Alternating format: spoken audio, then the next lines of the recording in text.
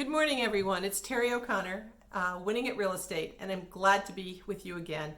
Like so many of you, I was glued to the TV last night for the election returns, and I'm still glued to the TV as I can take breaks and check on what's happening. I don't know who our new president is going to be. It's very close, it's very tight, and regardless of the outcome, we are going to move forward doing what we always do.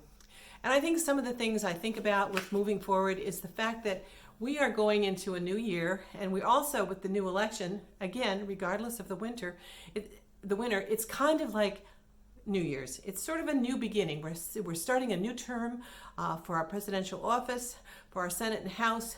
We're also starting our business up in this new environment.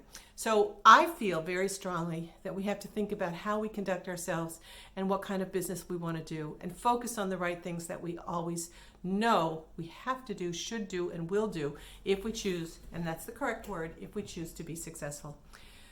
So I think some of the things that are kind of interesting to think about in this whole period of time is to believe in people. Believe in people more than they believe in themselves. Honestly, when you do that, they kind of rise to the occasion and they appreciate it, right? When you ask those questions and get their answers instead of telling them what's so important, when you have to have a tough conversation, be totally honest, you can deliver that with diplomacy, but always credible and honest. People will appreciate that.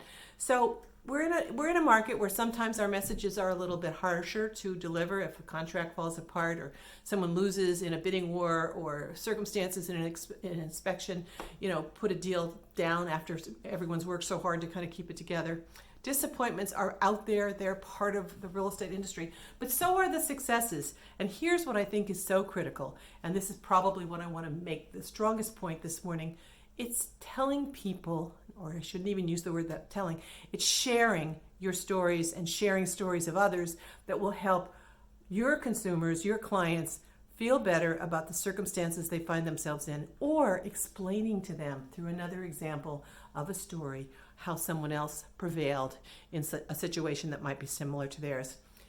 It's also a way of being able to conduct your business effectively and successfully, and in a form of congeniality and collaboration with your clients without looking like you're domineering, a know-it-all, talk too much, etc.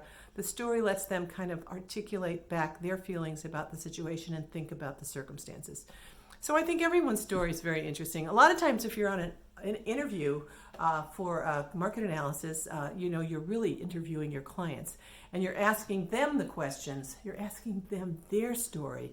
Why are you thinking about moving? Why is it that you feel you need to be in a bigger house?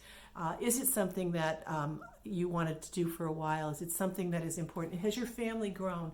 These are the kinds of things that people are going to want to share with you. And when you express your own interest in what they are thinking, this is the way a good relationship begins, and one that people feel confident and trustworthy of you.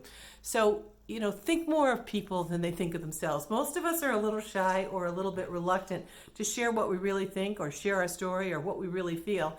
But I think if you can enable that conversation with your clients and your colleagues, I think you'll have so much more success.